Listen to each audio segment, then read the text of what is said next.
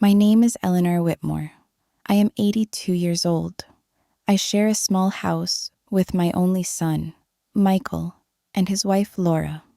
Life was not always this heavy. After my husband passed away, Michael stayed close to me. He made sure I took my medicine.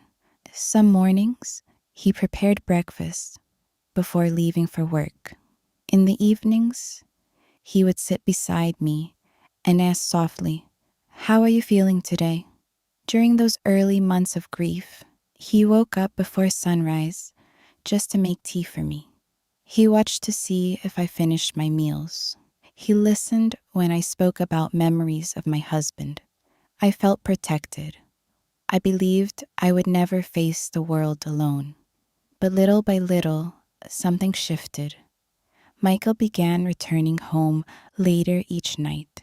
His steps were slower, his shoulders bent with exhaustion. When I asked about his day, he would answer briefly, "It was fine, Mom," before disappearing into another room. Laura's voice became sharper over time. "We cannot keep paying for everything," she would say in the kitchen. "Groceries, bills, her medication. It's too much." Michael would sigh deeply. "We'll find a way," he replied, rubbing his temples. I could hear every argument through the thin walls. I tried covering my ears with my blanket, but words travel easily in a quiet house. "You treat her like a child," Laura once said angrily. "She's my mother," Michael answered firmly. "I'm speaking about reality," she insisted. From my room, I stayed silent.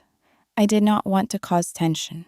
I did not want to be the reason for raised voices. Days turned colder, even when the weather was warm. Laura rarely spoke to me anymore, unless it was to point out something I had done wrong. If I spilled tea because my hands trembled, she would let out a long, disappointed sigh. Sometimes I froze in place, pretending nothing had happened. Michael stopped sitting with me in the evenings. He no longer asked about my health. Often, I ate alone at the small table, my spoon shaking in my hand. One afternoon, I gathered courage and whispered, "Michael, could we talk?" He avoided my eyes.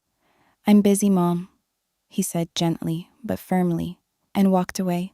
That night, while I sat quietly with a book I could barely read, I overheard them again. "We can't support her forever," Laura said. "One day we'll have to place her somewhere else." Michael's reply was almost too soft to hear. "I know. I'll think about it." My chest tightened.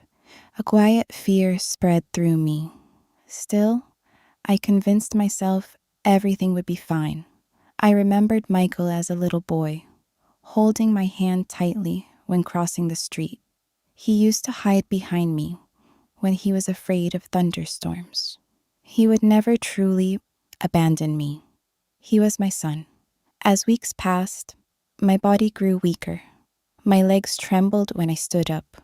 Some mornings, I leaned against the walls just to reach the bathroom. Other days, I struggled to rise from my chair. Then one morning, I could not stand at all. A fever burned through me. My head felt heavy and my throat dry. I called softly for water, but no one came for a long time. When Michael finally entered, worry flashed across his face, but it was mixed with impatience. He handed me a small glass of water. Laura stood behind him, expression cold and unreadable. That evening, their argument was louder than before. "We can't keep spending money on doctors," Laura said. "Tomorrow we'll take her out." I lay in bed, staring at the ceiling. I understood what those words meant, even if they were not spoken clearly. The next night, Michael helped me into the car. "Mom, we're just going for a short drive," he said. "Fresh air will help." I wanted to believe him, and I did.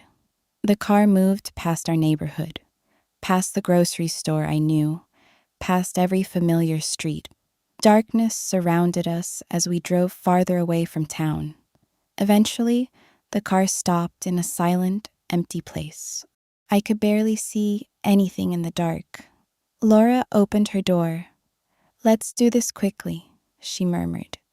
Michael supported me as I stepped out, but my legs could hardly carry me. He lowered me gently onto the cold ground and placed a thin blanket over my shoulders. He never looked directly at me. "Michael," I whispered. He said nothing. The car doors closed. The engine started. The sound faded into the distance until there was only silence, and I was alone in the night. The darkness felt endless. Cold air wrapped around me as I lay on the hard ground. The blanket was thin, and my body trembled beneath it. I tried to raise my voice, but only a weak whisper escaped my lips. The wind moved through the trees, and insects hummed in the distance. That was all I could hear. I stayed awake the entire night. Every minute felt longer than the last. I prayed quietly, not for anger, not for revenge, only for another chance to see the morning. When the sky slowly turned gray, I heard footsteps approaching. "Ma'am, can you hear me?" I opened my eyes and saw a stranger bending down beside me. He was tall, wearing a work jacket, his face filled with concern. He quickly handed me a bottle of water. "It's okay. I'm here," he said gently. He took out his phone and called for emergency help. Within a short time, police officers arrived. They lifted me carefully and placed me into an ambulance.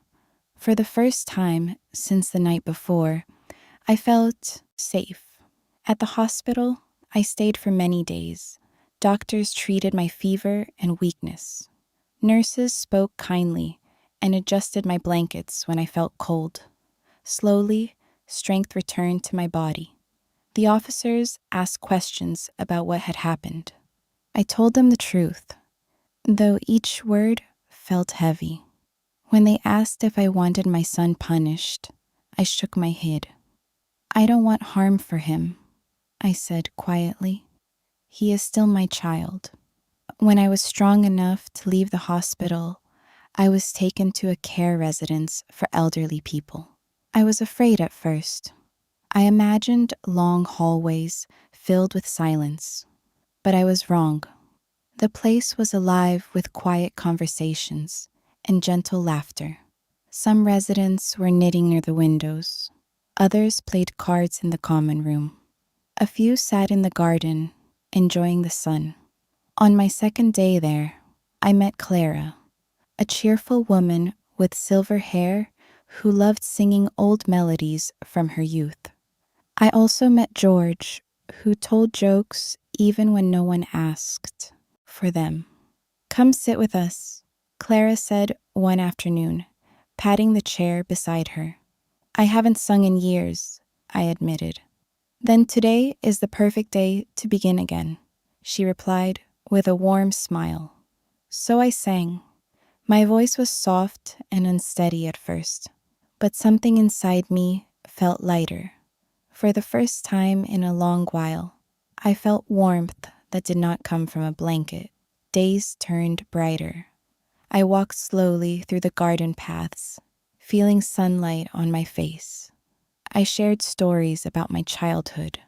I listened to others speak about theirs. We laughed over small things. We celebrated birthdays together. I was no longer invisible. Sometimes I still think about Michael. I wonder if he remembers the nights I stayed awake when he was sick as a child. I wonder if he ever regrets that evening on the dark road. I pray for him. A mother's love does not disappear, even when her heart is broken. But I no longer sit by the window waiting. In this new place, among people who once were strangers, I found something unexpected: belonging. My story did not end the night I was left behind. It quietly began again. Even at 82 years old, I can finally say I am not alone anymore.